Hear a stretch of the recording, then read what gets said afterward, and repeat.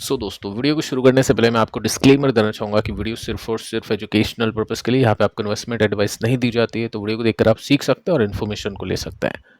Start करते हैं आज के बाजार के साथ में। देखिए, आज के दिन 45 पॉइंट्स की गिरावट है, बहुत ही माइनर सी गिरावट है। निफ्टी के अंदर 0.18% का डिप है।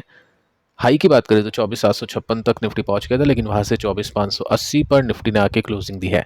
निफ्टी बैंक ने खराब परफॉर्म किया। मिड कैप ठीक था, स्मॉल कैप भी ठीक था। कंपनीज के स्टॉक्स को देखें तो मैक्सिमम कंपनीज के स्टॉक प्लस में थे।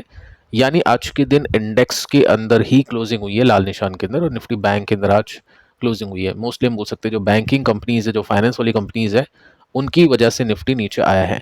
क्योंकि निफ्टी बैंक नीचे है, यानी बैंकिंग कंपनीज नीचे है, और उस निफ्टी भी साथ में नीचे है, क्योंकि निफ्टी का मेजर पार्ट है बैंक्स। तो ये कारण था निफ्टी के नीचे गिरने के पीछे का। सेक्टर से अगर हम देखें तो फाइनेंस आपको सबसे नीचे देखने को मिलेगा, जिसमें फाइनेंशियल सर्विसेज है, निफ्टी बैंक है। तो इसकी वजह से निफ्टी फिसला। बाकी एफएमसीजी ने काफ़ी सही परफॉर्म किया। मीडिया प्लस में था, एनर्जी, मेटल, रियल्टी, ये सब प्लस में आके बंद हो चुके हैं। अब देखिए, निफ्टी के अंदर एक इंटरेस्टिंग आज आपको पैटर्न देखने को मिलेगा, जिसके अंदर निफ्टी सही था, ओपनिंग ठीक थी, उसके बाद में निफ्टी ऊपर गया, निफ्टी यहाँ पे सस्टेन करा था। अब कल के दिन हमने नोटिस किया था एक ग्रीन कैंडल देखने को मिली थी, जिसको मैंने आपको शॉर्ट कवरिंग बताया था। बाकी मार्केट के अंदर काफ़ी सारी न्यूज़ थी जो भी मैं आपको दे चुका था, लेकिन मेरे पर्सनल ओपिनियन के साथ में अगर मैं चाहूँ तो मुझको वो शॉर्ट कवरिंग लगी थी। और फिर मैंने आपको एक डेटा भी दिया था, जिसमें आपने देखा कि एफआईएस ने तो बेचा था, लेकिन मार्केट कैसे ऊपर चला गया, तो वो बेसिकली शॉर्ट कवरिंग के अंदर वो आ जाता है। अब उसके बाद में मार्केट ने तेजी पकड़ी, मार्केट यहाँ पे सस्टेन कर गया, लेकिन देखिए शॉर्ट कवरिंग होने की वजह से मार्केट उसको झेल नहीं पाया, उसको टिका नहीं पाया, और वापस से मार्केट के अंदर 1:30 बजे के आसपास एक डिप देखने को मिला है। तो क्वेश्चन ही बनता है कि क्या कोई न्यूज़ थी क्या 1:30 बजे के आसपास, उसको भी अपन चेक कर लेते हैं। लेकिन मार्केट के अंदर तो न्यूज़ आपको देखने को मिल ही जाएगी, कोई कुछ ना कुछ आपको बता ही देगा, लिख ही देगा, तो उसको भी एक बार हम चेक कर लेते हैं।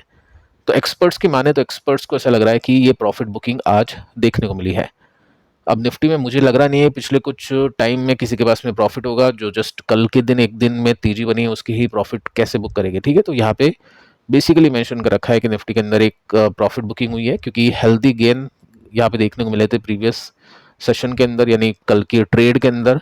तो उसकी वजह से आज के दिन प्रॉफिट बुकिंग मार्केट में देखने को मिली है, जो कि मुझे लगता नहीं है ऐसा होगा। साथ में अगर आप देखोगे ना, तो यहाँ पे मेंशन कर रखा है कि ट्रंप के जो टैरिफ है वो अभी भी मार्केट के अंदर है। अब जीएसटी को लेकर भी कुछ ना कुछ यहाँ पे बात कर दी नेगेटिव की, हो सकता है कुछ अच्छा सुनने को ना मिले। कल तेजी हो गई तो जीएसटी के बारे में बता दिया। तो ये सब चीज़ें चलती रहती है, डेटा आपको देखना होता है प्रैक्टिकली, और टेक्निकल्स के हिसाब से आपको जाना चाहिए। शॉर्ट कवरिंग का आपको पता होना चाहिए, और भी काफ़ी सारी चीज़ें आपको पता होनी चाहिए, क्योंकि न्यूज़ बेसिस में तो जब मार्केट चलेगा तो वही न्यूज़ प्लस में, और मार्केट गिरेगा तो वही न्यूज़ आपको माइनस में देखने को मिल जाएगी। अब देखिए, हम ये चेक कर लेते हैं कि 1:30 बजे के आसपास कुछ बड़ी न्यूज़ खबर देखने को मिली है क्या।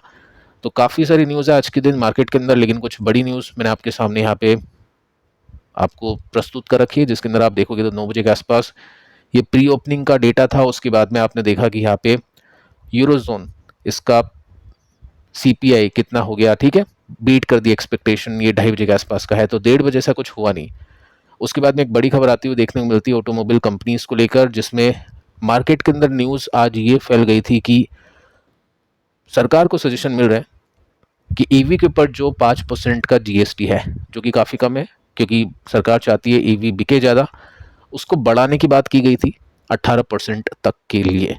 तो उसकी वजह से काफ़ी सारी कंपनीज के स्टॉक्स नीचे आए थे, ऑटोमोबाइल कंपनीज के स्टॉक्स नीचे आए थे। लेकिन इंडियन फाइनेंस मिनिस्ट्री ने डिनाई कर दिया। 2:45 के आसपास की न्यूज़ है कि हम ऐसा कुछ भी नहीं सोच रहे, 5% से 18% हम उसको नहीं करने वाले हैं। ठीक है, तो ये एक अच्छी खबर आप इसमें नोट कर सकते हैं। ठीक है, तो मार्केट के अंदर ऐसा कुछ नहीं था कि 1:30 बजे के आसपास कुछ बड़ी खबर आई, उसके बाद में मार्केट ने ऊपर एक तेजी दिखा दी। आगे चलते हैं। अब देखिए, कल के दिन का डेटा आपके सामने है। कल बड़ी तेजी बनी मार्केट के अंदर, लेकिन एफआईएस ने 1429 करोड़ की सेलिंग की। तो इसका मतलब सिंपल सा यह है कि कल के दिन शॉर्ट कवरिंग हुई, और आज के दिन फिर मार्केट को ऐसा कुछ मिला नहीं। अगर रियल बाइंग होती तो फिर आज के दिन में मार्केट उस तरह से रिएक्ट करता, लेकिन ऊपर से फिर बेचा जा चुका है। अब देखिए, पर्सनली मुझे क्या लगता है, ठीक है, आपको क्या लगता है, आप कमेंट कर सकते हैं। बाकी टेक्निकली हम देखें तो अभी तक कुछ ऐसी पिक्चर बनी नहीं है।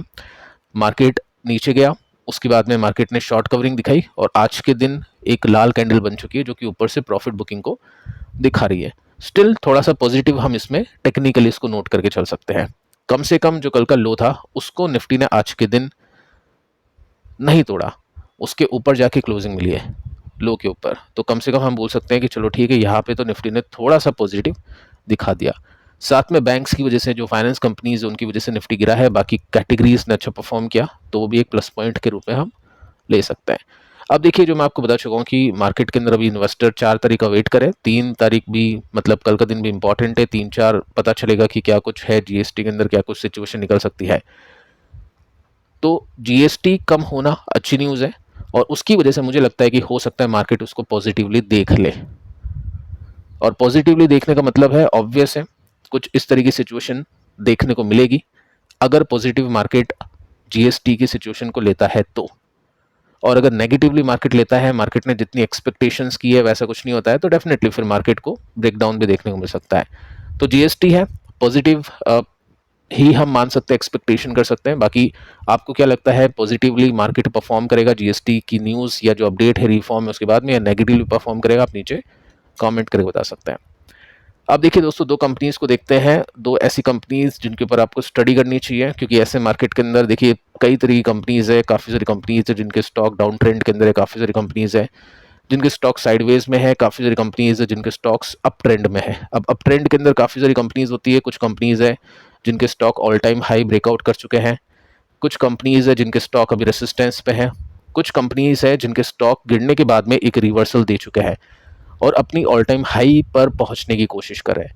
तो वैसी जो कंपनीज होती है उनके ऊपर स्टडी कर सकते हैं अपन। दो कंपनीज के एग्जाम्पल मैं आपको देता हूँ, आप उनके ऊपर स्टडी कर सकते हैं सीखने के हिसाब से। ठीक है, जो फर्स्ट कंपनी है इसका नाम है एक्चुअली ग्लास कोट। स्टॉक ने आज 2% की गिरावट के साथ में क्लोजिंग दी है, लेकिन Q1 में नंबर्स अच्छे थे। ठीक है, ऐसी जो कंपनीज मैं आपको बता चुका हूँ कि इन्वेस्टर ट्रेडर भी अगर शॉर्ट टर्म मीडियम टर्म के अंदर कुछ देखना चाहेगा, तो पहला काम होगा उसका टेक्निकल्स को देखिए पॉजिटिव है क्या।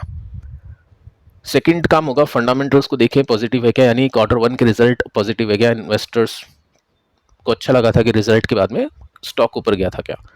तो दोनों फैक्टर यहाँ पे हैं, टेक्निकली एक बार हम चेक कर लेते हैं। बाकी Q1 के हिसाब से अगर आप देखोगे तो डेटा अच्छा देखने को मिलता है। कंपनी की नेट इनकम 333% के साथ में बढ़ती है और जो सेल्स है 25% के साथ में बढ़ जाती है। इसके बाद में मार्केट का जो रिएक्शन था वो बहुत ही कमाल का था। अगर आप यहाँ पे देखोगे तो आपको दिखाई देगा वॉल्यूम काफ़ी मैसिव है, काफ़ी ह्यूज है। इतने वॉल्यूम्स हैं जितने वॉल्यूम्स इसके लिस्टिंग के टाइम पर भी नहीं आए थे।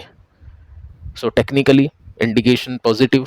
मार्केट ने एक तो ठीक है इसको चीयर किया नंबर्स अच्छा नहीं की वजह से, और सेकंड आप देखोगे तो वॉल्यूम्स काफ़ी अच्छे थे और उस वॉल्यूम के बाद में स्टॉक का प्राइस ऊपर गया था, जिसमें अगर आप थोड़ा इसको डिटेल में देखोगे तो आपको यहाँ पे पिक्चर देखने को मिलेगी।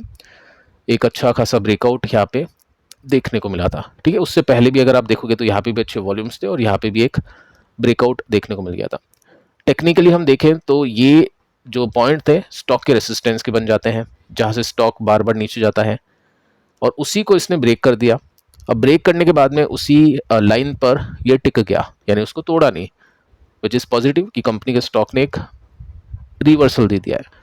अब इसको डे चार्ट के फॉर्मेट के अंदर देखें तो इसके अंदर आपको देखने को मिलेगा, देखो वॉल्यूम तो काफ़ी ह्यूज थे, 2 दिन तक अच्छी तेजी यहाँ पे बनी है और जो रेसिस्टेंस की लाइन थी उसके ऊपर सस्टेन करा स्टॉक ने। ठीक है, उसके बाद में एक और ब्रेकआउट यहाँ पे देखने को मिल गया। आज के दिन स्टॉक गिरा है, ये अभी थोड़ा सा रुका हुआ है जीएसटी की न्यूज़ की वजह से या मार्केट की वजह से, लेकिन हाँ स्टॉक रिवर्स हो चुका है। अब कोई गारंटी नहीं कि स्टॉक ऊपर जाएगा या नीचे जाएगा। अगर Q2 में नंबर्स खराब आ गए, एक्सपेक्टेशंस को मिस कर गए, तो स्टॉक नीचे भी आ सकता है। तो वो सब रिस्क फैक्टर मार्केट में होते हैं। जस्ट मैं आपको बता रहा हूँ कि कैसे आप स्टडी कर सकते हैं, किस तरह के स्टॉक्स के ऊपर आप अपना टाइम लगा सकते हैं। ठीक है, सेकंड जो कंपनी इसका नाम है ट्यूब इन्वेस्टमेंट ऑफ इंडिया। आज के दिन 3% की गिरावट इसमें देखने को मिली है। बाकी इसके भी नंबर्स मैं आपको बताना चाहूँगा कैसे थे। यहाँ पे आप देख सकते हैं अर्निंग्स ईपीएस बीट 14% के साथ में ईपीएस बीट हो चुका है। जैसे ही नंबर्स आए थे मार्केट ने इसको पॉजिटिवली रिएक्शन दिए थे। ठीक है, तो एक्सपेक्टेशंस बीट हुई है। अगर मैं पिछले 4 क्वार्टर का डेटा आपको दिखाऊं तो इसमें आप देखोगे एक्सपेक्टेशन बीट Q1 में, इसमें Q4 में पिछले साल के एक्सपेक्टेशन बीट, Q3 में एक्सपेक्टेशंस बीट, और यहाँ पे एक्सपेक्टेशंस मिस हुई थी। तो 2-3 क्वार्टर में कंपनी ने एक्सपेक्टेशंस बीट की है। उससे पहले यहाँ पे आप देख सकते थे एक्सपेक्टेशंस हो रही थी मिस। कंपनी कैसी कंपनी आपको बताइए, एक तो सीजी पावर में इसने इन्वेस्टमेंट कर रखा है 90% नहीं, मेजर स्टेक है, और सीजी पावर ने 90% एक जॉइंट वेंचर को खरीद रखा है जो कंडक्टर के अंदर काम करता है। ठीक है, तो ये सब चीज़ें हैं, कंपनी की फंडामेंटल्स है ही, आपको पता ही है टेक्निकल्स आप देखोगे तो आपको समझ में आ जाएगा फंडामेंटल्स कैसे हैं। तो यहाँ पे होता है इसका ब्रेकडाउन और स्टॉक नीचे आता है और नीचे आने के बाद में ये बॉटम बनाने की कोशिश करता है और वापस से 2-3 क्वार्टर अच्छे आने के बाद में स्टॉक गिरना बंद कर देता है। सो अभी के समय स्टॉक क्या है, रिवर्सल तो चलो ठीक है, यहाँ से तो हम बोल सकते हैं दे दिया है, लेकिन एक एक रेसिस्टेंस है जो इसको यहाँ पे फेस करना पड़ रहा है। अगर इसको भी स्टॉक ब्रेकआउट कर देता है तो फिर डेफिनेटली यहाँ पे हम एक मेजर रिवर्सल्स के रूप में इसको काउंट करके चल सकते हैं। तो ऐसी कंपनीज की सिलेक्शन रखिए अपने पास में, अपनी वॉच लिस्ट के अंदर की कौन कौन सी कंपनीज है जो गिर चुकी है उसके बाद में ऊपर जाने की तैयारी में है और उनके नंबर्स भी अच्छे आ चुके हैं, ताकि कन्विक्शन भी फंडामेंटल्स के साथ में इन्वेस्टर्स को मिल जाए। फिलहाल दोस्तों इस वीडियो में इतना ही। यहाँ पे हमने सपोर्ट वाली कंपनीज को भी डिस्कस किया और भी काफ़ी सारी न्यूज़ जीएसटी को लेकर कल के दिन काफ़ी बातचीत हो चुकी है, तो इनको देख लेना। मिलते हैं नेक्स्ट वीडियो में, तब तक के लिए बाय बाय।